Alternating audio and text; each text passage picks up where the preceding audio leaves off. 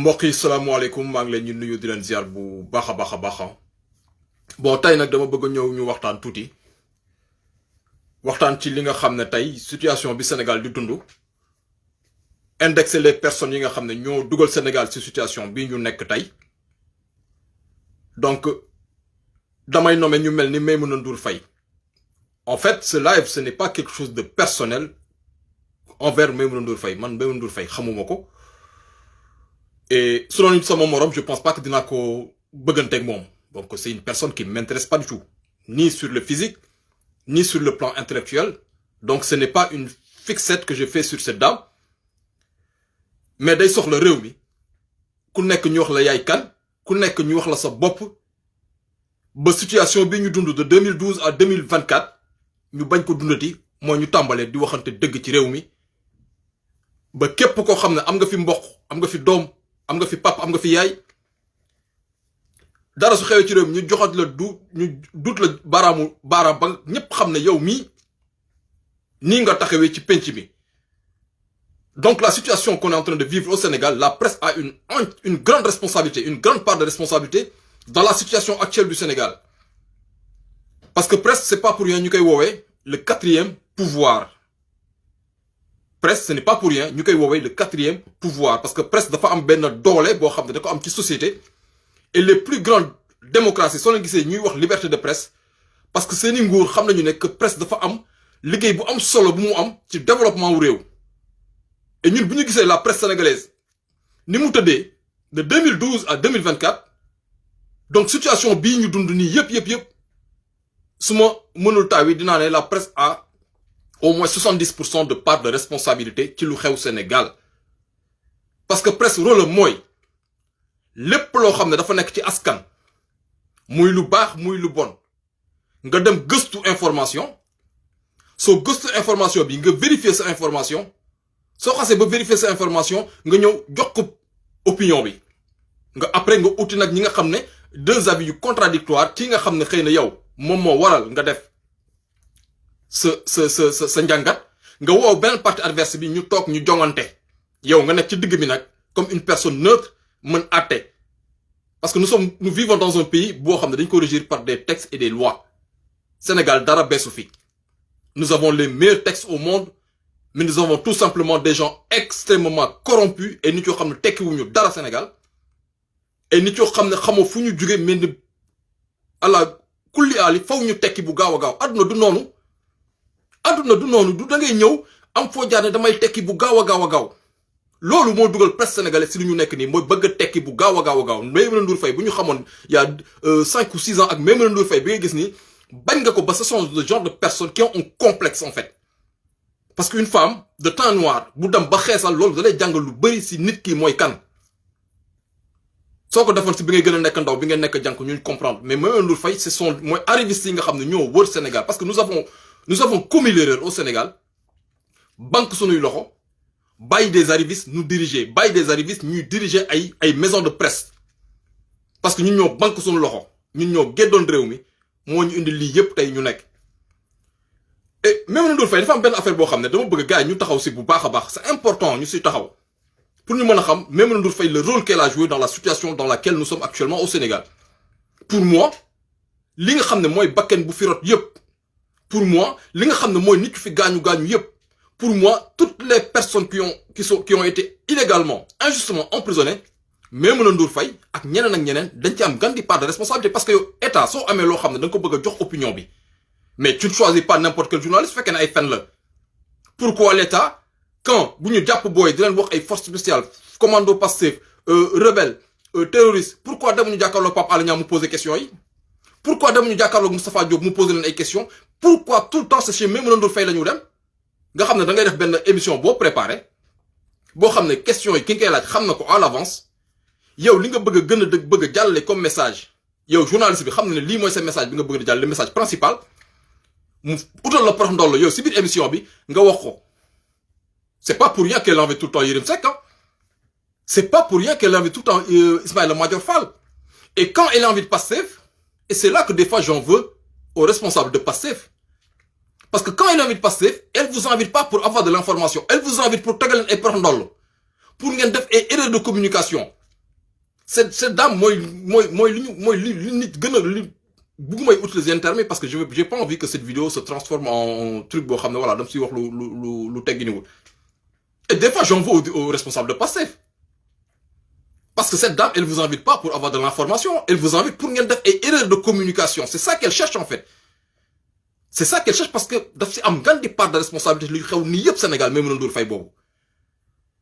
Mais gars yi c'est que gis nga nit nag da koy xam bon am nañu âge boo xam ne xëy na c'est l'expérience de la vie qui fait que bon nit dañ lay xool xam ne ban genre nga peut-être ça je dis pas que c'est quelque chose d'inné c'est pas xam-xam mais c'est l'âge qui fait que t'as tellement vécu de choses dans la vie qu'à un certain moment da ngay xool nit xool son comportement et tout de suite tu comprends voilà nit ki fan la jëm nit ki fan lay waxee ça c'est l'expérience de la vie qui fait ça mag nit su la magee benn fan sax moo tax ñu la am na expérience mu la ëppale mais en mars 2021 gars yi mars 2021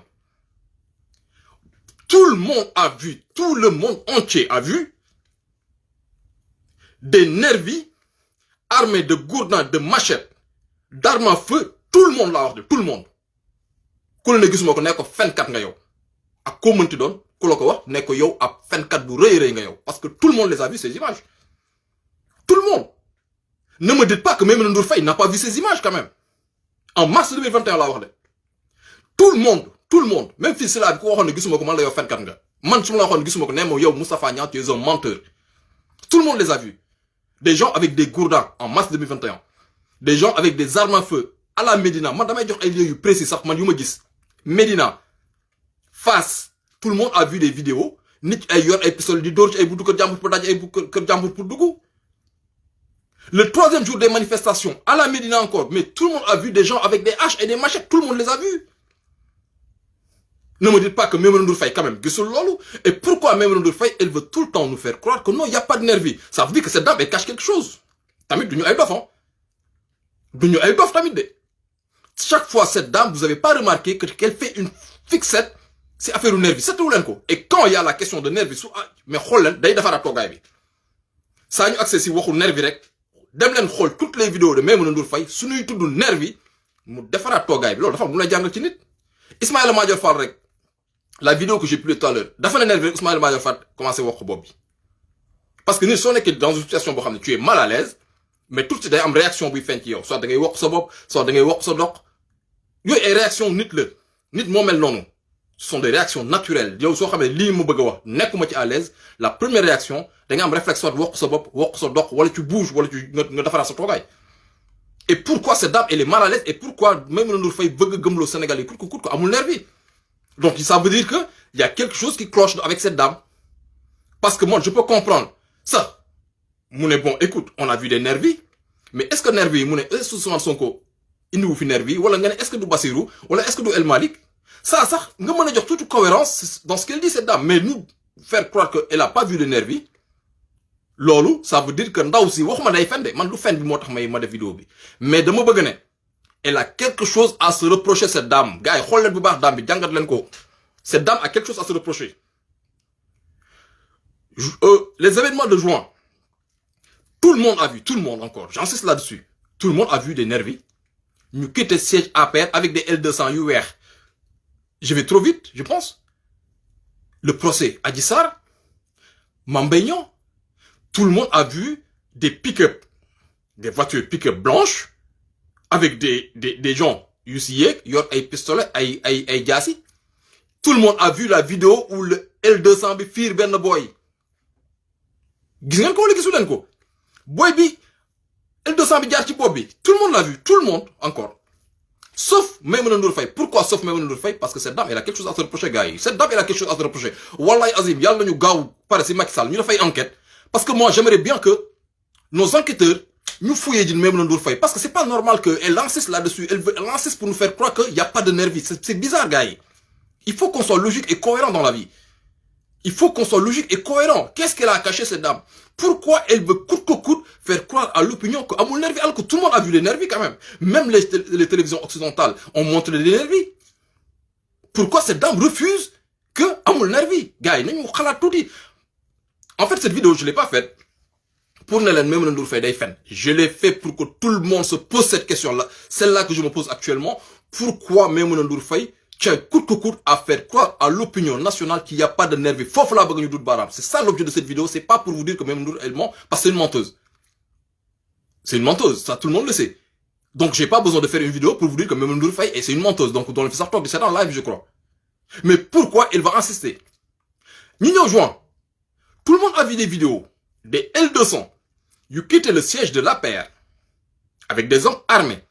Tout le monde encore a vu des voitures de la présidence de la République du Sénégal.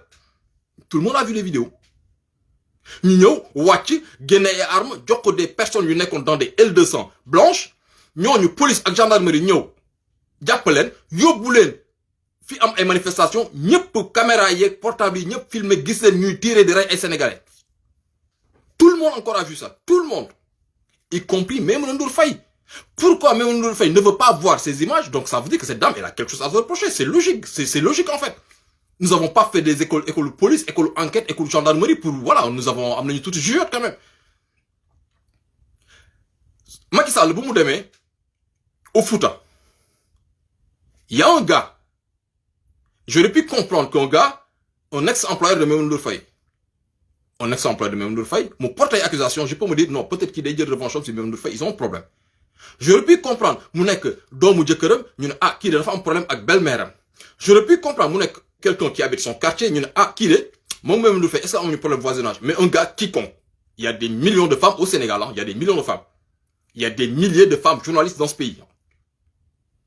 Il y a des centaines et des centaines de journalistes femmes corrompues aussi dans la presse. Mais un gars il se lève un beau matin. Mu ne Maimouna Ndour Faye convoyé na ay nervi ñoo yóbbu leen Fouta. Et Maimouna Ndour Faye jëkkëram homme de tenue la. Mais ils sont partis chercher le gars. Sur Facebook la gis affaire bi. Mais taf. Maimouna Ndour Faye am na bralon. Moom de su gisee ku ko saal sur internet su wooyee police ne ko kii la diw la. Après xawma lan la seq ak nguur gi ba mun na am bralon boobu. Bref. Mais tout le monde a vu que Maimouna Ndour Faye est parti chercher le gars. Maimouna Ndour Faye. Elle a fait une interview avec le gars, en personne. Moune Wadjene, non, balma ak dama djoum. Mais qu'est-ce qui s'est passé entre le temps que Maimouna Ndour Faye, police djeli liko wadji ou gendarmerie djeli liko wadji, ak temps bu mu togue Maimouna Ndour Faye ak abala émission bi di commencer, qu'est-ce qui a bien pu se passer ba wadji tok devant la télé de Maimouna Ndour Faye, mu weddi non dama djoum. Lan lañu def wadji? Wadji, pourquoi il a choisi Maimouna Ndour Faye? Pourquoi il a pas choisi Aïssatou Diop Fall? Pourquoi il a pas choisi Binta Diallo? Pourquoi il a pas choisi l'autre, la baleine qui est, je sais pas, un truc là, à cette TV? Pourquoi Maimouna Ndour Faye? Pourquoi Maimouna Ndour Faye a tenu à ce que le gars vienne dans son émission pour Balou? Maintenant, elle reçoit Ismaël Madior Fall. Maimouna Ndour Faye dit à Ismaël Madior Fall, ñi ñu ray ñi, ñu lañu génné, mais kan mo fi musa tok dégg un procureur de la République mu japp ci sunu otage politique kenn ne kii de dañ ko japp ak ay ngànnaay yoo xam ne bu ñu defee balistique bi ci tel néew gis nañu ne néew bi ñu rayoon ci événement de mars ou de juin ou de je sais pas quoi, mais bal bi balistique nee na bal bi de moo ko rey te ñun police wala gendarmerie jàpp nañu kenn ci ñi nga xam ne ñoo nekk kaso def nañu une expertise balistique bal bi de moo rayoon waaje ba waaji man procureur jàpp naa ko jiñ ko ne yow yaa rey waaje parce que arme bu ñu fekk sa kër kan moo ko mus a gis ci yéen kan. Et vous pensez que Maimouna Ndour Faye, elle sait pas ça? Et vous pensez sérieusement que Maimouna Ndour Faye, elle sait pas que événement mars 2021, événement juin 2023, la police sénégalaise ni la gendarmerie nationale sénégalaise jàpp ñu fi nit bu yor arme lan lañu wax jàpp nañu nit bu yor cocktail jàpp nañu nit cocktail wa jeex na. À part ça dañu doon manifester mais kenn musul gis le procureur de la République, même le gars comment il s'appelle ki ñu tooñ rek moom dañ ko tooñ dëgg Kabili Diatta, même Kabili Diatta sax jàpp ñu ko ak ay pistolet ak ay kii mais kan rek. Et vous pensez sincèrement que Maimouna Ndour Faye n'est pas au courant de ça? Mais bien sûr qu'elle est au courant. Donc pourquoi même Ndour Faye tient quelque court à nous faire croire que non, qu'il n'y a pas de nervi? Wala ñu dee du ay nervi ñoo leen rey. Gars, nous pousser l'interrogation, nous pousser la réflexion. Il faut pousser la réflexion. Il faut qu'on arrête de fermer les yeux sur certaines choses. Il faut qu'on arrête dans ce pays de fermer les yeux sur certaines choses. Il faut qu'on nous questionne perpétuellement. Moi, je suis une personne qui questionne perpétuellement. À chaque fois que tu poses un acte, je questionne le pourquoi. Pourquoi on a réfléchi? Lan moy sabab bi. Lan moy sababu nday Maimouna Ndour Faye veut coûte que coûte. Mais gars, Al Jazeera, TV5, la télévision canadienne, les télévisions africaines, toutes les télés du monde ont montré au mois de juin 2023 des pick-up 4x4 qui ont quitté le siège de l'APR. Tout le monde a vu les images. Hein. Tout le monde a vu ces mêmes images, les 4x4 qui ont été parqués au siège de Dakar Demdik. Tout le monde a encore vu les images. Tout le monde a vu les voitures qui escortent Macky Sall de la présidence de la République du Sénégal au mois de juin, plus précisément. Nous gagnons auto yoyu, nous yor ay ngannay di tirer jox ay armes énervées. Tout le monde l'a encore vu. Donc pourquoi gars, vidéo bi wax na len ko defuma ko pour ne len Maimouna Ndour Faye day fen. Non. Moi j'ai fait cette vidéo pour pousser tout le monde à la réflexion. Pourquoi cette dame? Pourquoi elle insiste? Pourquoi elle s'obstine à nous vouloir faire croire à l'opinion qu'il n'y a pas eu de nervi? Pourquoi elle s'obstine? C'est là, faut que nous doute baram taxaw fa. Faut que nous doute baram.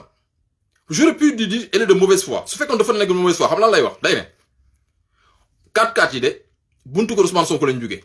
Là tu te dis bon, là cette personne elle est de mauvaise foi, c'est une menteuse. Wala mu né 4-4 yi dé gis nañu que buntu kër El Malick Ndiaye dé lañu garé won. Ñu né ah là, elle est de mauvaise foi, c'est une menteuse. Mais là, la question, elle n'est pas là. La question est que, vu que tous les Sénégalais, la planète entière a vu des voitures 4x4, pas plus tard qu'avant-hier, je revoyais des vidéos. C'était en mars 2021.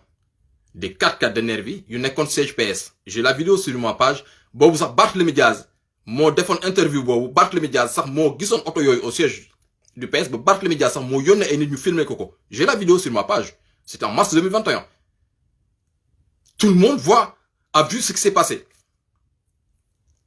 Elle fait que ça.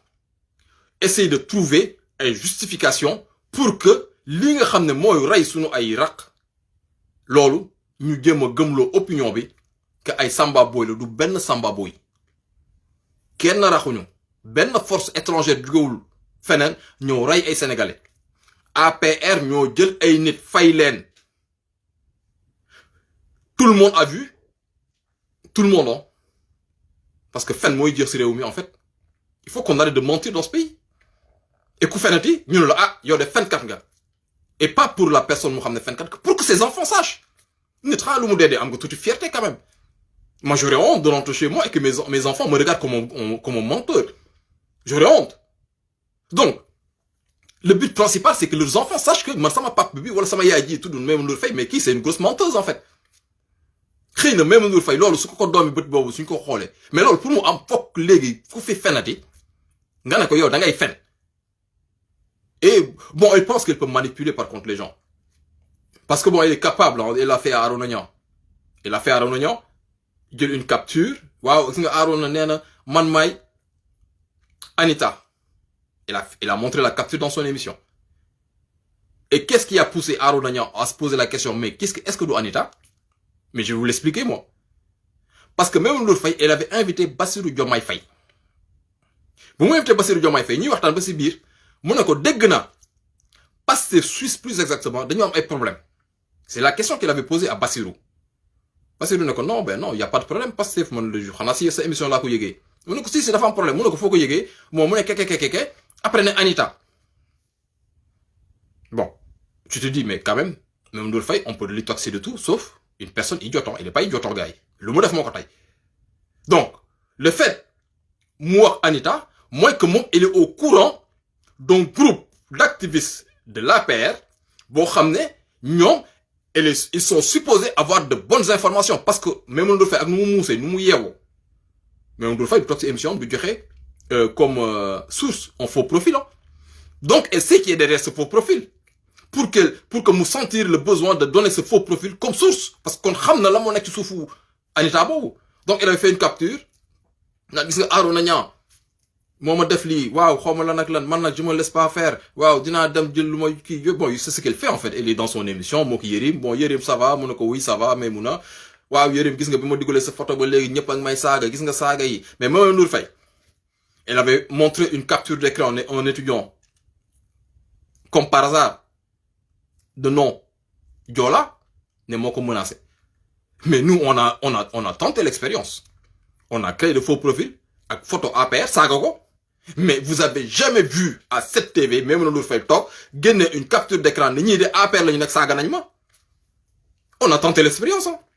Parce que vu que dañ ko saaga nee na mu metti ko il a sorti la capture d'écran pour dire que le gars bon quand tu dis Joola du sud oui tout le monde dit bon oui xam naa Pastef la nekk.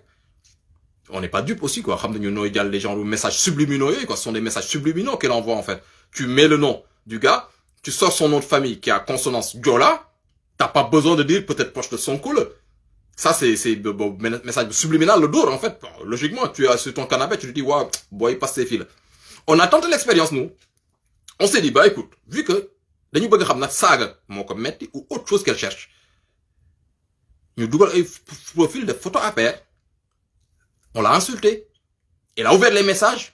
Kenn musul toog télé gis Maimouna Ndour Faye génne gis nga APR saaga nañ ma. Saaga lay bañ. Voilà, elle avait un message à passer parce qu'elle était avec Maître El Hadji Diouf. Waaye gis nga ñi ngi may saaga yi. Gis nga nu muy jéem a manipuler. Et franchement gars yi. Franchement. Actuellement ce qui se passe. La chose elle est simple. La chose elle est simple. Que ce soit Maimouna Ndour Faye. Parce que ceux qui ont commis ces crimes, mais yo, gars, c'est bien documenté, gars. C'est extrêmement bien documenté. Tout ce qui s'est passé depuis mars 2021 à nos jours, c'est extrêmement documenté, gars. C'est très documenté. Il s'est passé des choses abominables dans ce pays. Des choses abominables dans ce pays. Les armes qui ont tué les nervis, ce sont des armes que le président de la République, Macky Sall, a achetées. Et pourquoi je peux dire qu'il a acheté? Vous me direz, ben, écoute, yo, xana bu ko jël da nga togon, man la no toguma, nga na ma no xamé, man la je vais t'expliquer. C'est simple. Comment vous pouvez vous imaginer vous que des milliers et des milliers d'armes de guerre soient stockées au palais présidentiel te borom kër gi yëgu ko? Man tay sama kër tay, admettons, ñu dugal fi ay kilo tonne de drogue, ñu dugal sama kër. Te ma dëkk ci kër gi. Te xam na su doon sax benn sachet de drogue sax ñu ne ah xëy na dañ ko dugal nëbb ci suuf escalier wala dañ ko nëbb ci suuf lal wala dañ ko nëbb ci suuf kii bon là je peux dire non j'ai pas vu mais comment on peut imaginer que des tonnes de drogue soient stockées chez moi sans que tu sois au courant? Ça veut dire que bah oui je suis d'accord moi tax ñu stocké parce que le premier jour où tu déposes des tonnes de trucs daf koy gis les bons kan moo ko signé kan moo réceptionné parce que c'est documenté hein. C'est pas des fables hein. C'est pas quelque chose que quelqu'un a imaginé c'est pas des trucs que des gens ont imaginé non c'est gars dañu ay këyit qui ont été pas les présidentiels. J'arrive à la conclusion comme quoi donc c'est le président de la République qui les a achetés. Qui avait dit à ces hommes def leen leen neex je vous protégerai mais ñooñu def leen neex affaire bi yegg à la fin mais à la fin bon naturellement ces mêmes gens vont te dire bah écoute monsieur le président nous avons tenu plusieurs réunions avec vous.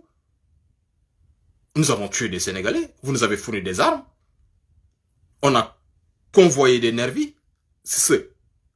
Ndogal, des voitures de la présidence ont servi à assassiner des Sénégalais.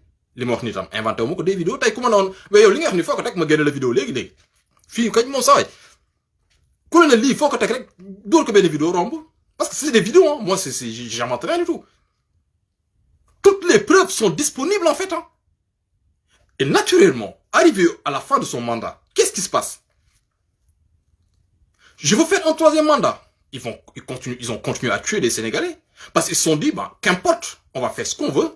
Dans tous les cas, le gars, il compte rester, il va faire un troisième mandat. Donc, ils ont continué, c'est une lancée. Ils ont continué de toj Sonko mbëkk fii naaw si kër Sonko toj ay fii naaw soo ko ne utal mu numéro Sonko sax dañu buddi numéro Sonko toj téléphone am pour génne ci numéro bi dof lu ngandalu fii ñu naan ay Moussa Fall ñu ngandalu ñu naan Bokar Yàgg muy ngandalu nga naan Antoine ñàkk jom muy ngandalu nga naan ay commandant Meng mu dem Ngor affaire suuf mu tëj waa Ngor dóor ba rey fa xale bu jigéen. Ils se sont crus, mais intouchables, que du dire. Parce que ils pensaient que Macky Sall allait faire un troisième mandat. Moi, nous arrivé à la fin, bah, écoute, le gars, il fait pas troisième mandat. Ah, là, il y a un problème. Gars, nous sommes mouillés jusqu'au cou. Affaire bi dañ ci tak rip. Ñu ne Amadou Ba mooy candidat ñu ne ah bon. Amadou Ba candidat, normalement ça doit pouvoir le faire. Ak Macky nu mu aayee xam nga ñoom seen kii dafa aay grand bi il est capable de tout xam nga Amadou Ba gisoo Amadou Ba bu ne candidat la rek ñëpp naaw sëriñ sax naaw na Amadou troisième président kee toog fee waaw Amadou ñu ngi lay ñaanal kee toog fee Amadou lii ay ñoom Abi Ndour naaw Amadou ñu commencé wane jabar Amadou Ba xam nga première dame ñëpp toog mais Sonko dugal galgal Bassirou Diomaye ñu dóor seen ay sondage, ils se sont rendus compte que même avec Bassirou Diomaye, en fait, le gars, il est toujours à 75%. Bah, qu'est-ce qu'on fait? Là, il y a un problème. Bah, écoute. Bon, Karim, yo, Kai. Vu que nous avons beaucoup les éliminer, si nous les éliminer, comme ça, après, on va faire fuiter. Parce que moi, le document qui a fuité sur la nationalité de Karim, il y en a des mots. Moi, le document, moi, je l'ai partagé. On me l'a envoyé depuis longtemps, le document. Parce que moi, je dis ce document, pour sur la nationalité de Karim Wade. Moi, ok. Mais pourquoi, comment ça se fait que ce document, il fuite là, maintenant? Pourquoi le document est fuité maintenant? Il y a quelque chose, on dirait que, on l'a fait fuiter, il y a une réponse, quand ça négaye, comme que, gars, il y a quand tu partages, ben, forcément, ils vont partager, quoi. Et, quand nous se partager, et le document, après, voilà, voilà, n'y a plus de gars, ils partager, gars, n'y a pas de document, mais quand je l'ai eu, le document, sur la nationalité de Karim Wade, je l'ai eu sur mon WhatsApp, je l'ai pas partagé, moi, j'ai vraiment rôle, parce que c'est pas le moment de partager des choses comme ça. Donc, Karim vient, qu'est-ce qu'on fait? Ben, écoute, même la France dit Sidiap, parce que toi, tu viens, tu déposes ta candidature. Le papier que tu signes, c'est pas un papier pour ramener coup administratif, qui sur l'honneur, déclaration sur l'honneur. Mais déclaration sur l'honneur, tu le fais, on te demande pas une justification. Non, tu fais une déclaration sur l'honneur. Ni ta modèle de l'administratif, une déclaration sur l'honneur, tu le fais, tu l'écris même à main levée. Je déclare, monsieur tel, je sous-signe que tac, nationalité exclusivement ceci ou cela. On n'a pas besoin d'aller dans les ambassades pour fouiller. La déclaration sur l'honneur, pour un jour où, yo, ligne Google comme Kate, ou la déclaration binga def. Mais quand tu vas faire un prêt, tu fais un prêt. Est-ce que tu as un crédit? Non. Est-ce que tu as un crédit? Non. Mais d'où le demal xarma wori banque yep xol nak am nga fa fenn borom. Tu crois que l'organisme qui te prête l'argent, il va appeler toutes les banques fi nga dëkk, toutes les organismes de crédit pour laquelle nak monsieur Dioubi nak am na fi crédit? Non. Il te demande juste à la fin de cocher une case bo xamne moy déclaration sur l'honneur comme quoi que t'as pas d'autres prêts. C'est ça la déclaration sur l'honneur. Pour eux, bés bu amé problème ci prêt bi, quand ils se rendront compte que yow ndeke da nga fen yow bi ngay laaj prêt bi, là on est dans sa kaw. Mais là les déclarations sur l'honneur, c'est ça qu'on a demandé à Karim Wade. Est-ce que tu es de nationalité exclusivement sénégalaise? Oui. Le décret biko radié biko génné ci état civil français kañ la génn, comme par hasard kañ la génn, ñu fuiteloo sen truc, bah forcément un candidat s'est saisi de ce document, mais bon, des portes dit affaire au Conseil constitutionnel. Mais ça vient de là, si ñom la. Parce que c'est juste ben scénario bu ñu tek. Comme ça, Karim, toi, tu viens, si nous y jusqu'au bout, Conseil constitutionnel, dañ lay génné. Comme ça, si nous le génné, on va faire fuiter le document. Autant pour moi, on va faire fuiter le document. Bés bu ñu ñëwé Conseil constitutionnel pour porter réserve sa candidature. Conseil constitutionnel su génné liste bi, yow do ci bok. Comme ça, yow aussi bokul. Bon, soy député, nañu def ni. Comme ça, si nous défini, nous pouvons permettre au président de la République de annuler les élections. C'est aussi simple que cela. Parce que je pense pas qu'un candidat comme Karim Wade, bon, on te dit si tu es de nationalité exclusivement sénégalaise, il va dire oui. Qu'il arrive au bout de 3 jours avant la liste définitive, c'est là qu'il nous dit que je suis plus français, alors que yo, tu avais déjà signé un papier, une déclaration sur l'honneur. Parce que déclaration sur l'honneur, pour eux, le boss, mais problème, nous donne tu ginaaw, ne ah, fille de défendre une déclaration sur l'honneur pour dire que t'es pas, t'as que la nationalité sénégalaise. C'est ça, en fait, c'est simple à faire au Karim Wade. Vous faites qu'un inscrit donc, vous défi droit, ou le saisir ben juriste, ou le saisir ben avocat. Non. Les règles, d'où l'en. Parce que vous l'en qu'un dougal ci ay xel ben xel mo nek ci bop yépp on a le même nombre de neurones des fois bu fi kenn nek ñu nan bon xaaral ma laaj sama frère avocat wala ben juriste na man amna question yo xam dum ci laaj juriste tu fais une déclaration sur l'honneur je suis nationalité exclusivement sénégalaise 3 jours avant la déclaration la liste définitive tu sors le papier qui montre que yow génn nañu ci état civil français mais suma délo ginaaw né mais déclaration sur l'honneur bi nga défone ak yow tay li nga déclaré fi y a un souci mais naturellement tu sors des élections tu t'en fais plus partie hein. Et ça je l'ai pas demandé à un juriste, je l'ai pas demandé, j'ai des amis avocats, je connais des gens des juristes mais je vais pas je me les poser questions ça va xarit dañ ma yeb dañ mais qui il est débile lui pourquoi il pose ce genre de questions. Bref, ils ont fait leur scénario. Maintenant arrivé au bout.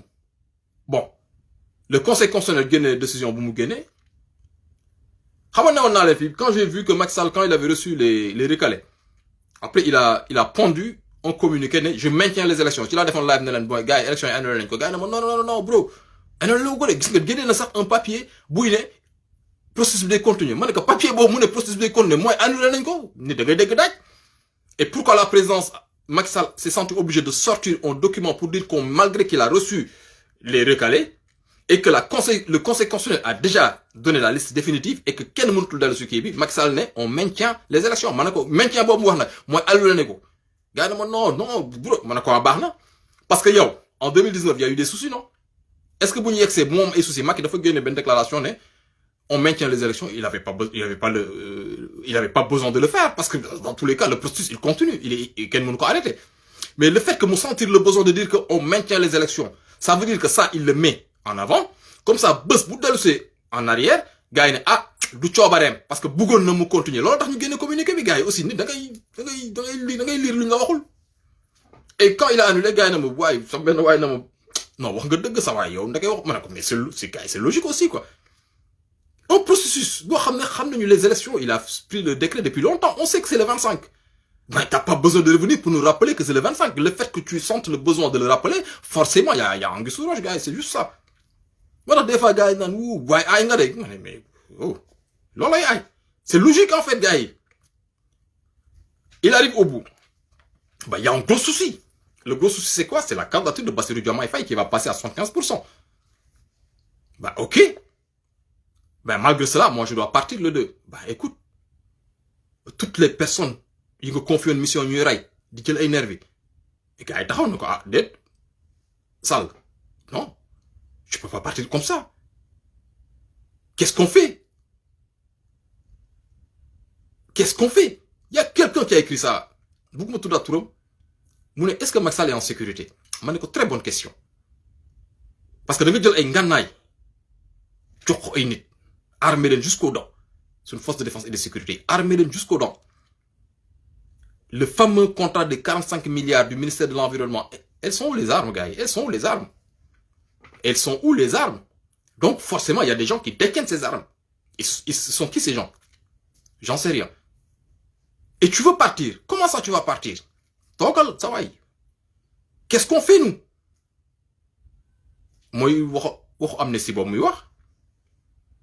parce que soit, dans nous amnistier, ou soit, mais qu'est-ce qui s'est passé en Guinée?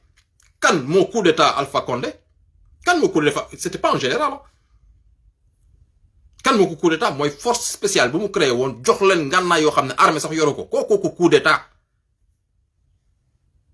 Macky force organisée yi muy wax ni, ce sont qui ces forces organisées? De forces spéciales, commando passif, terroristes, salafistes, le terme a changé, force organisée. Qui les a organisées, ces forces? Donc, gars, tu peux pas partir ainsi. Ben, pour nga mën ko jox ben forme, il est bon. Yérim kay, lo ci xalat mu ne baye madame télé na Sonko la li mo négocier.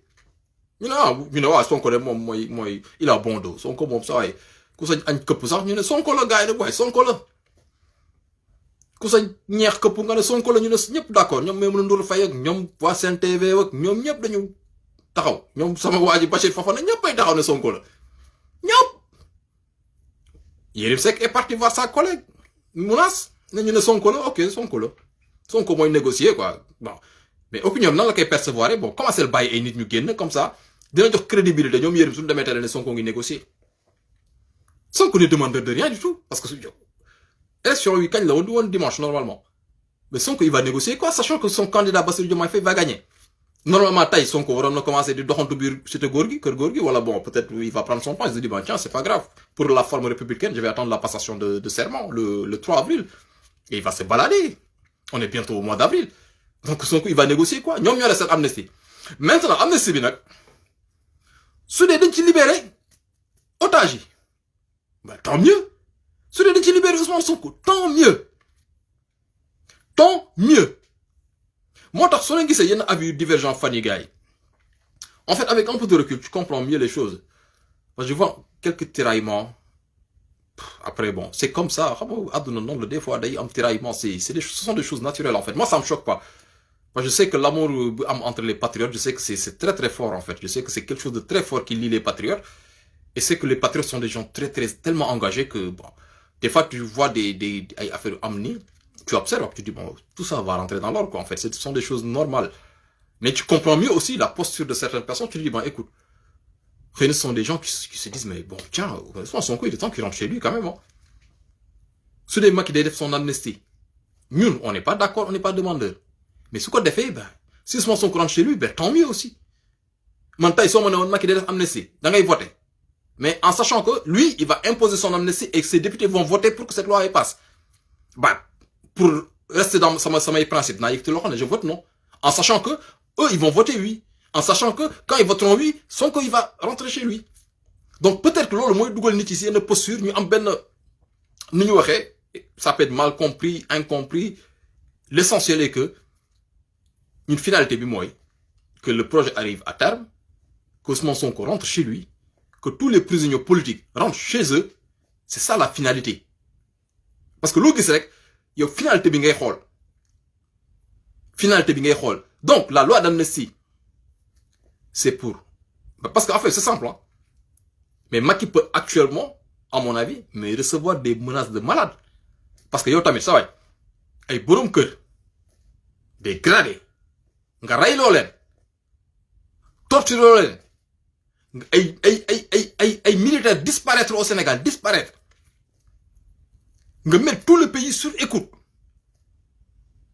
complot fen rey torturer tëj Macky ne la day dem ñoom suñu toogee seen biir nañ ne hey sa waay ñun nañu réunion ñu waxtaan ñu dem seeti Macky Sall wax ak moom parce qu'il peut pas partir ainsi hein gars yi il faut qu'il nous vote une loi d'amnistie qui va nous protéger mais keroog c'est pas pour rien l'autre Yakham Mbaye poser la question gars yi c'est Yakham Mbaye gisu leen keroog poser la question bi Macky Sall mais Yakham Mbaye kan moo ko poser la question bi vous pensez que si protocole bi Macky moo ko naan su mu yeggee fii poser la question bi non Yakham Mbaye dañ ko yónni kan moo ko yónni mu poser question boobu ce ne sont pas des civils hein parce que question boobu du civil comme moom la question que Yakham Mbaye a posée au président de la République c'est pas je pense pas que ay civils ñoo ko yónni mu poser question bi gars yi rappelez-vous une chose sous Abdou Diouf en 2000 le livre du général Lamine Cissé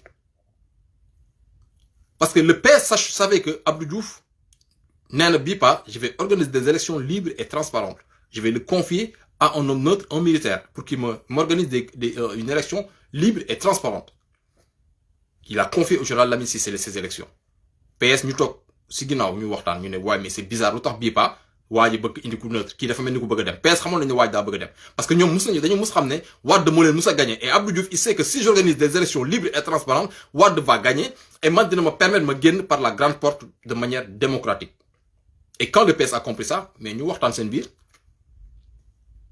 le jour des élections qu'est-ce qui s'est passé tendance yi wàcc gars yi xam ne Wade day gagner général Lamine Cissé woo le président Abdou Diouf ne ko wool Abdoulaye Wade nga félicité ko et avant qu'il le fasse le général Lamine Cissé dafa ne palais bu kenn dugg palais tey Abdou Diouf jour boobu kenn jegewul palais mu ne leen y compris ses plus proches collaborateurs C'est ce jour-là que vous avez entendu que Tanor s'est rendu, parce que Tanor président s'en est compte, que Tanor Dia s'est rendu au palais présidentiel, gars yi ne ko tey doo dugg ay instruction lañ jox kenn du dugg parce que Tanor Aminata Mbengue Ndiaye dañoo tenir une réunion rapidement ne waa ji comme que day joxe pouvoir bi nañu daw gaaw këf pouvoir bi ànd ak ay militaire pour ñu mën a këf pouvoir ci loxo Abdou Diouf balaa muy déclarer que Wade a gagné. Gars yi dem leen lire le livre du général Lamine Cissé et vous comprendrez bonne situation le Macky Sall nekk actuellement. Macky n'est plus un homme libre, gars yi. Et grâce à qui? Grâce aux patriotes, aux Sénégalais, qui sont restés debout et dignes. Du ci xam-xamu kenn, du ci taxawaayu kenn, taxawaayu Sénégalais yi la. Taxawaayu Sénégalais yi moo indi lii ñu nekk ni tey. Oui, il y a des figures qui portent ce combat, il y a des figures yu ñu xam ci combat bi, mais figures yooyu sans les Sénégalais, ils sont rien du tout. Donc, Sénégalais yi ñoo am ndam tey. Te jeexagul. Il faut comprendre une chose que Macky Sall fu mu nekk nii c'est logique gars yi lu muy def nii c'est logique hein c'est logique mi ngi abattre ses dernières cartes c'est logique il va abattre ses dernières c'est naturel en fait mais kuy dee da ngay wequ aussi kuy dee da ngay wequ c'est Macky Sall j'assume def nii c'est naturel c'est tout à fait normal muy wequ parce que dafa nekk di dee il est en train de mourir le gars le système est en train d'agoniser de mourir dañ ko jaarale paaka ci put bi ba baat bi tàqalikoo na ak yaram bi gestes yi am yëpp ay fequtu la rek c'est rien du tout ay fequtu la son amnistie il a qu'à le voter Ousmane Sonko rentre chez lui lu mu nekk di def nii par A ou B le projet aboutira par A ou B le projet va aboutir qui change mu nekk ci entêtement on maintient les 19 candidats. D'après le papier qu'ils ont sorti, il y a Bassirou, il y a Cheikh Tidiane Dièye. Moi, je rebats les cartes. J'ai amnistié, je rebats les cartes. Je mets Ousmane Sonko dedans. Ils pensent quoi? Qu'en remettant Ousmane Sonko dedans, on va se dire, ah, non, Ousmane l'a voté ou la Diomaye. Amna et pro Diomaye, les amna et pro Sonko, nous serons tous pro-projet. Nous avons tous été pro-projet. Nous demeurons pro-projet. Et nous resterons pro-projet. Parce que nous, dans leur calcul, bon, si on mélange tout, jaxase, xam nga suñu dugalee Bassirou, après ñu ne Sonko dugg na, comme vu que amnistie nañ ko, léegi bokk na, bon, comme ça, ils vont se disperser, ñi nekk pro Diomaye, ñi nekk pro Sonko, ñi nekk pro Cheikh Tidiane, il y aura pas de pro Cheikh Tidiane, il y aura pas de pro Sonko, il y aura pas de pro machin truc chose, il y aura pro projet. Une projet dañu top. Après ñoom suñ ko xamul, on s'en fiche éperdument. Qu'ils votent sa loi d'amnistie. Dès que le projet va aboutir et qu'on passe de le pouvoir, ben, loi. Mais loi, d'accord, effacé. Constitution, c'est comme tu as fait un référendum dans la constitution, tu as fait une loi, tu votes à l'Assemblée nationale. Nous avons voté son amnistie. Maki, vote elle. On s'en fiche. Il le vote. Sonko sera bientôt libre. Il ne le vote pas dans tous les cas. Bassirou sera président. Donc, Sonko ne demande, Sonko man leer na ma ne so amoon benn picc boo yónni wala benn weñ ne ko dama yëndul ma Sonko tey suba nga yëndul ma Macky wallaay du xam naa timis Sonko suy julli gee di nelaw bay xandoon mais soo ko ne yëndul ma Macky Sall c'est sûr Macky ba fajar lay xoole du mën a nelaw kan moo am problème ngeen fa Sonko moo am problème yow kan moo soxla moromam fu mu nekk ni Sonko moo soxla Macky wala Macky moo soxla Sonko léegi soo toogee ñaar la waaw gis nga mi ngi négocier ça tu le dis pas à un patriote en fait un patriote tu le dis mon patriote sur le tonton da lay tontu rek parce que xam naa bon dafa toog nekk en pause mu ne waaye xaaral ma tontu dof bee waay non il est pas kii de Sonko non il est pas corrompu nga ne ah soit mi ngi négocier yaa fay nekk mais yàlla xam na ne soo amoon jot su la ne Sonko mi ngi négocier da nga waay nga dem añi wala nga reer yi wala nga liggéey quoi tu vas pas lui répondre parce que tu n'auras pas le temps ku la yoon 4 heures du matin sax ne la Sonko ngi négocier ci yooyu ça bàyyi ma ne la waay nga am Sonko ngi négocier il négocie quoi kan moo nekk en position de faiblesse bay négocier ku la ne yow projet bii Sénégal yëpp yaakaare ma ko man jël naa ko jox naa ko le passeur passe naa ko Bassirou ñu ne ko yow nag loo bëgg mën la man dale may jox sama dugub bañ a dugub ak sama café rek yow kooku ngay dem naan mi ngi négocier koo xam ne projet la jël njiitu réew président de la République mu jox ko ki nga xam ne xaritam la waayam la mën na ko am man su ma yoroon 10 000 sax sama xarit su ko soxlaa sax sa waay balaa ma koy jox dina compliqué waxuma laa nguur Sonko bañ a dugub ak café ku gënal sax ay président moom nag projet bi daal na ko ku jub yor doxal moom mu toog cité góor-góor gi bind livre am wala nekk ci projet wala ne ci leneen yow nit ko kenn du xeex ak moom parce que ils ont pas amuñu la même perception de l'État. Ils ont pas la même perception. Sonko il veut servir l'État. Ils se servent de l'État. Donc nit kooku su ñu nee mi ngi négocier tu te dis mais quelqu'un qui veut servir l'État.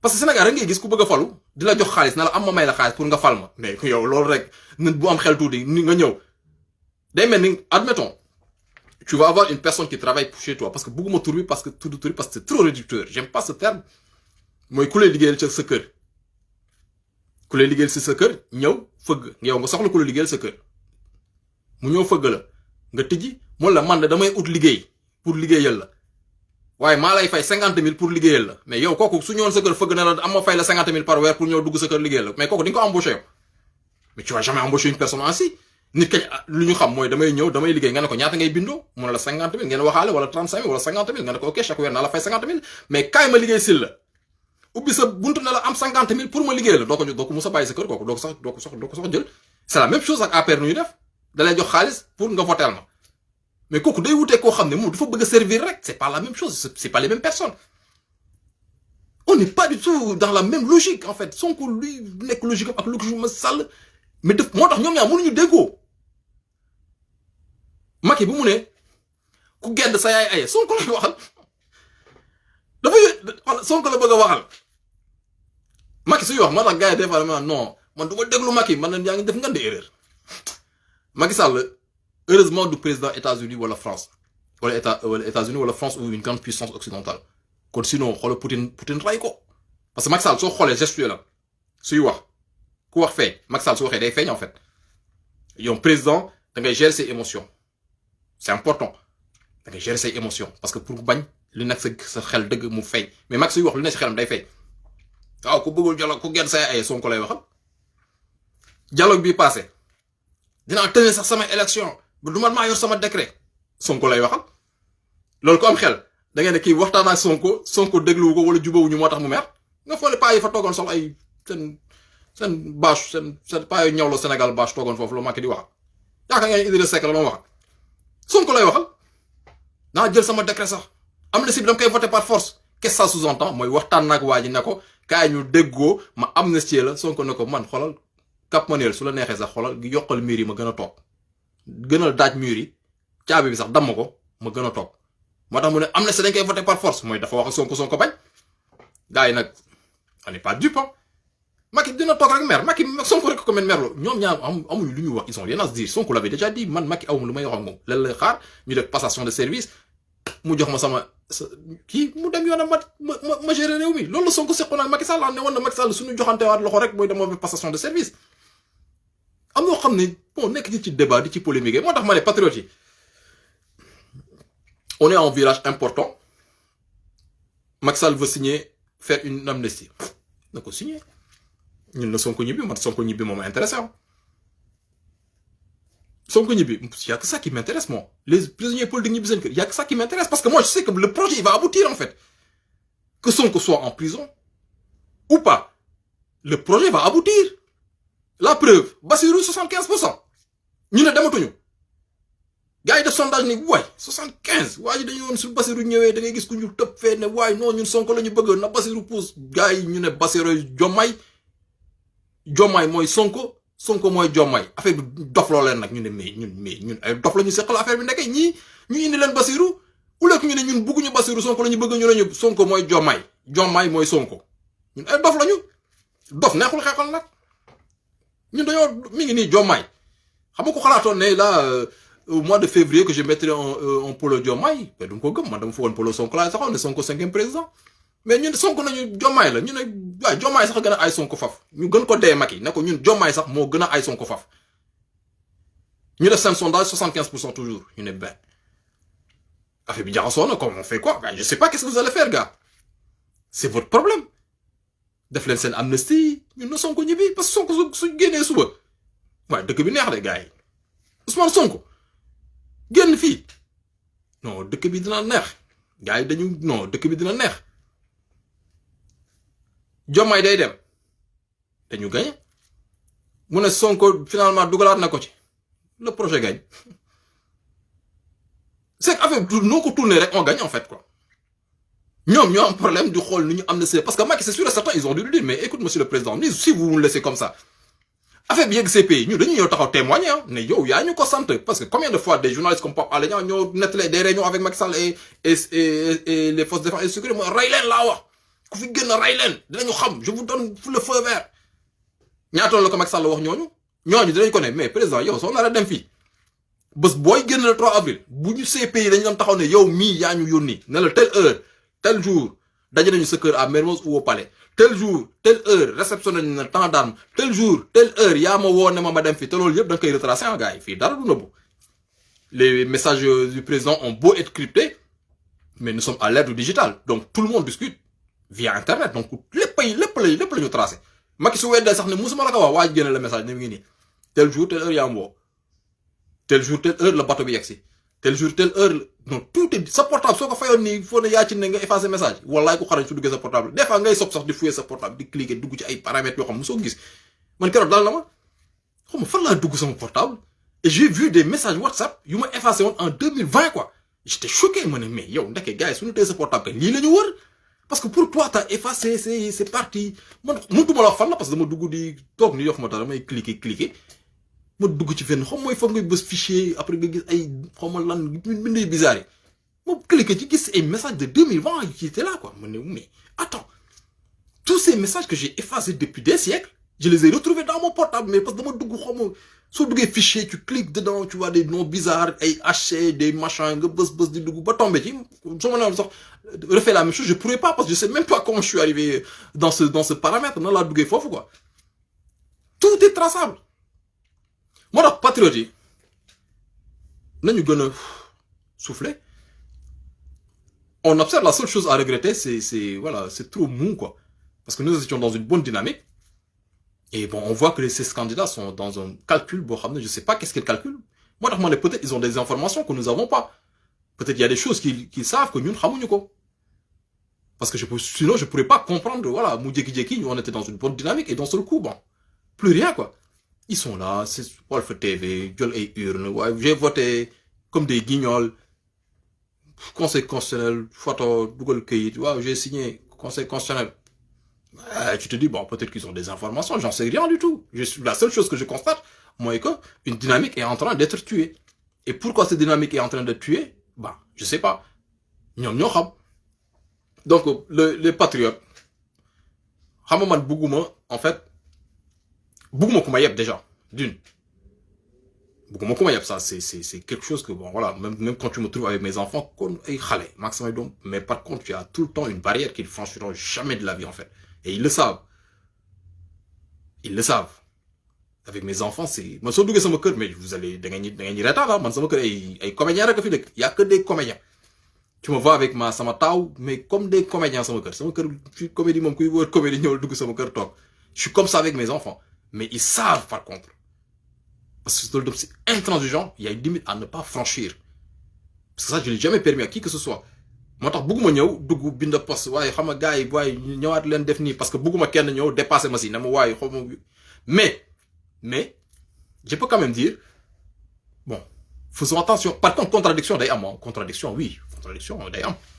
Gars yi, ànd bu ñëpp naan waaw, loolu ànd naa fekk la, man je suis pas d'accord. Ànd boo xam ne ku ñëpp ay kenn su ne wii ñëpp ne wii kenn su ne non ñëpp loolu yëpp na ku bind sa page sax nga bind benn affaire ñëpp dugg waaye noonu jàppal ay naafeq ngi noonu des fois tu vois une publication nga dugg gis lépp waaw noonu la yaa na ci naafeq ngi noonu il faut forcément qu'il y ait des gens qui viennent te dire bah là je suis pas d'accord gars oui peut-être non ni la xalaatee loolu mooy ànd bu sincère évitez ça les gars yi dama la wax de dama yàgg ci toile bi j'observe beaucoup de choses et je vois bien ce que les gens ils sont pas les gens ils sont malhonnêtes gars ils sont très malhonnêtes et ça je l'ai su récemment sur beaucoup de personnes pour un truc mais débile bête gis neutre gars yi ne yaa koy neutre nga gis benn waay keke mais cette personne elle est malhonnête par contre dugub bis ma gis ay gars yu bind kan moo kay gis bay gars yi bëgg kii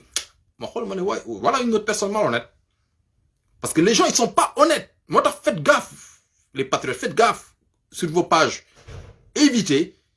Nga nek ci lo xamne dang ci nek ñëpp ñëw non la dooral mbëkkal waaye kàjjil bul non il faut qu'on ait un peu de retenue entre nous kooku ñun la parce que ñun kenn xaju su diggante parce qu'il se passe des choses extraordinaires entre les patriotes gars yi c'est une famille gardez leen lien boobu bu leen ko mos a yàq parce que vous avez construit quelque chose boo xam ne ba àdduna di tukki kenn du ko mos a fàtte vous avez construit quelque chose de formidable entre vous c'est quelque chose de très très fort que vous avez réussi foo xam ne kenn amatul woon yaakaar ci Sénégal vous avez réussi à faire quelque chose boo xam ne ba àdduna di tukki kenn du ko fàtteeti donc restez unis après des contradictions il y a des et il y en aura des contradictions day am par la force day am contradiction parce que fii kenn moomul kenn néanmoins bon nañu éviter d'aller trop loin parce que si tu vas trop loin di nga wax loo xam ne wala def loo xam ne après tu peux plus revenir en arrière et c'est ça que je veux éviter tout simplement je veux pas que ngeen am posture boo xam ne ak yenn seen biir ngeen dem ba ci biir am foo xam ne àgg ngeen foo xam ne dootoo leen mën dellu ginnaaw c'est ça qu'il faut éviter restez unis restez forts restez une famille restez digne après t'es pas d'accord oui gars je suis pas d'accord ok d'accord t'es pas d'accord pourquoi t'es pas d'accord bon on en discute quoi parce que la situation elle est dure en fait et ñëpp yemuñu la situation elle est dure il y a des gens lenn rek lañu gis Ousmane Sonko ñibbi këram quoi si loolu lañu gis quoi en fait gisuñu leneen et ça tu peux comprendre ces gens là parce qu'ils disent mais tiens mais Ousmane Sonko quand même mais dafa am jabar ak ay doomam parce que ñun dañoo jël sunu lépp wekk Ousmane Sonko mais ñun lan la ñu wekklu je sais pas tu parles pas bien wolof maa ngi jéem a làkk mais je pense que vous avez compris ce que je veux dire ñun dañoo jël sunu lépp daal ñu wekk ko Ousmane Sonko xeex mais sans répit ba dugg kaso mais maintenant nous derrière qu'est-ce qu'on se dit mais ñun lan la ñu waraloo ak Ousmane Sonko parce que voilà il s'est battu aujourd'hui voilà ñun suñu espoir la woon ñu wekk lépp ci kaw mais ñun lan la ñu waraloo ak waa ji léegi tey et il y a certaines personnes pour eux ils peuvent pas accepter dugg seen kër tëdd di nelaw seen jabar toog seen doom toog seen papa toog seen yaay toog suñu bëggee dem ville suñu bëggee dem fenn et ils se retournent ils se disent mais Ousmane Sonko quand même mi ngi kaso il y a des gens ils sont mal à l'aise par rapport à cette situation ils se disent mais il a quand même 2 épouses gars il a des enfants Ousmane Sonko il a des enfants il a une mère hein. Il a des amis il a un chez lui peut-être ces gens ils se disent mais oui man na waa ji ñibbi rek quoi moo ma intéressé et quelqu'un d'autre peut te dire ma avec tout ce qu'il a construit est-ce que li nga xam ne parce que lu ñu ruumanaat ak luy dëgg du benn suñu defee différence bi dañu gën a noppaliku dafa am lu ñu ruumanaat la mi ngi négocier je viens de vous expliquer qu'il a pas besoin de négocier par A day génn par B day génn par X day génn par Z day génn tu prends toutes les lettres de l'alphabet boo ci laal nga dëpp Ousmane Sonko day génn Bassirou day gagné mu génn wala moom mu génn bokk mu gagné dans tous les cas le projet il va aboutir ça c'est la question elle est pas là mais après certains se disent bon ñun posture bi la ñu yor on en veut à Macky Sall et il y a de quoi en vouloir à Macky Sall mais xeex bu frontal bi ñu nekk ak Macky Sall est-ce que ñun tamit on se met un peu de temps en temps à la place d'Ousmane Sonko des fois il faut qu'on se mette un peu à la place de gars Ousmane Sonko du yenant de wax naa leen ko fi ba sonn du yenant du xutbu c'est un être humain honnête droit jub am ay convictions yu profondes peut-être loolu lay différence entre moi et Ousmane Sonko peut-être que moom il est plus honnête que moi moo ma gën a juste moo ma gën a jullite moo ma gën a vertueux moo ma gën a lii ak la ak lee mais il reste néanmoins un être humain donc faut que les gens des fois ils se mettent à la place de Ousmane Sonko se dire mais écoute ñun suñu fierté bi aussi ñu téye fierté bi di ko revendiquer mais aussi est-ce qu'à un certain moment ñun dinañ ne mais Ousmane Sonko quand même il est temps qu'il rentre chez lui est-ce qu'on se pose cette question parce que faut se poser cette question et ça revient à ce que je voulais dire moi certains peut-être se posent cette question et d'autres ne comprennent pas kii naka la xalaatee ba agsi ci conclusion bi moo tax ma ne bu leen rayante parce que dama jàpp ñaar ñëpp ñoo bokk lu ñu bëgg ñaar ñëpp ñoo bokk objectif kii bon dafa am fierté boo xam ne dafa ëpp bëggul rabaisser wu devant Macky kee dane bon man s'il le faut que je plie un peu le genou pour Ousmane Sonko ñibbi këram mais yéen ñaar ñëpp bokk objectif sauf que yow da nga radical kee dafa light mais l'objectif principal mooy Ousmane Sonko génn que tous les détenus politiques génn ñibbi seen kër et que le projet arrive à terme donc gars yi loolu moo doon sabab vidéo bi donc ñu tëj ko pour l'objet principal ne tey def ma live pour vous expliquer que Maïmouna Ndour Faye c'est une menteuse, c'est une manipulatrice loolu ñëpp xam nañ ko. dama la ne lañu taxaw 2 minutes xool pourquoi Maïmouna Ndour Faye insiste coûte que coûte qu'il y a pas de nervi foofu mooy objet live bi dafa am solo parce que ce n'est pas pour rien qu'elle veut faire croire mais coûte que coûte il y a pas de nervi mais c'est un truc de dingue quand même quoi ñëpp a gis nervi moo mun a dee amul donc ça veut dire qu'elle a quelque chose à se reprocher. Après télém lay toog waaw gis nga man internet bi wax nañ ma lii internet bi wax nañ ma laa gis nga internet bi man munaas man kenn du ma xoxatal waaw man Maïmouna kenn du ma tiital waaw man je suis droit dans mes bottes waaw loolu après loolu wax télém de day dem toog télém taal micro yi naan je suis droit dans mes bottes kenn du ma waxuñu loolu dañu ne yow la terre entière a vu des nervis yow nga ne gisoo nervi yow lu tax gisoo nervi mooy qu'est-ce que tu as à te reprocher. La dernière chose mais une personne t'a accusé d'avoir convoyé des nervis au Fouta. Et tu as pris cette personne, il nous sa télé pour nous démentir. Cette personne, pourquoi elle a pas pris cette personne? Yo, pourquoi police? C'est une bonne police, avec des agents de la police ou de la gendarmerie. Si vous connaissez, yo, le temps qu'on est Maïmouna Ndour Faye da jël nervi, maa gis diw ak diw ak diw romboon Maïmouna Ndour Faye ak diw yor naa tel info que nervi yii nii tel jour tel auto bii dem ne Maïmouna Ndour Faye la. Parce que peut-être il serait à l'aise pour dire pourquoi il a accusé. Mais non, de quoi dire, il n'y a pas de problème. Donc, oui, dit. Le temps, il y a beaucoup de police, le temps, il y a beaucoup de gendarmerie pour porter plainte affaire pour wadi wax mom lu fan la ko tek parce que ça aurait été un ancien employé ñu né bon c'est un ancien employé bon problème ak Maïmouna Ndour Faye ça aurait été un voisin ñu né c'est un voisin qui est en problème avec sa voisine ça aurait été je sais pas un cousin wala doomu jëkkëram ñu né doomu jëkkëram la mais une personne quiconque ñu rek il y a combien de millions de femmes au Sénégal et elle accuse Maïmouna Ndour Faye dorénavant ñaar rek damay tëj suñu né nervi rek xol leen Maïmouna Ndour Faye day defaraat toogaay loolu signe ku am quelque chose à te reprocher là. Hier quand il a dit à Ismaïla Madior Fall nervi Ismaïla Madior Fall tout de suite commencé à se gratter la tête beneen signe ngi noonu que ça veut dire que cette personne a encore quelque chose à se reprocher xoolal sa doom day ñëw def bêtise qu'est-ce que t'as fait mu commencé def baaraam naan ni nooy xamee ne yow en tant que parent que sa doom bi lu mu lay wax nii yanuwul maanaa day commencé def ay gestes boo ko bopp def nii tout de suite tu sais que bon ton enfant te cache quelque chose c'est la même chose nit ñëpp ñoo yem nag que ce soit ton enfant un adulte tout le monde a les mêmes réactions dorénavant foo leen dégg waxu nervi rek bu leen dégloo fi muy xool leen Maïmouna Ndour Faye tout de suite day defaraat toogaay gis mu jël feuille tegaat nii di commencer bouger mais enquêteurs yi noonu la ñu def di xam wala ñu nekk ci ambassade yi di def les interviews pour les visas mais ce sont des profilers da nga ñoo toog ñu lay jàng quand tu vas dans les plus grands aéroports même au Sénégal partout les policiers dañ leen koy jàngala ni soo ñëw taxaw sa kanam sa posture lañ ñu ko xool ni nga taxawee ni ngay xoolee douanier dañ leen koy jàngal pareil un douanier pourquoi un avion en Airbus ou bien en Boeing qui vient il y a 380 passagers ñu tànn si ñaar ñett ne ñooñu la ñu contrôler parce que bi ngay dox am na lu ñu jàng sa doxin am na lu ñu jàng sa kanam sa gestuelle tout ça c'est moo tax ñu jékki-jékki rek woola na la yow saa yi tëjil sa valise c'est la même chose ak ñoom Maïmouna Ndour Faye su nee nervi rek nga gis mu changer position démb dafa ne nervi Ismaïla Madior Fall commencé wax ko bopp bi démb boobu avant-hier je sais même plus bref gars yi ñu ngi tub bu baax nag di jégalu di jaajëfal ñëpp di wax ne la loi d'amnistie sama yoon newu ci wax fa dëgg yàlla il va le voter hein, dans tous les cas parce que c'est pas pour Sonko. Qu'est-ce que Sonko a à se reprocher?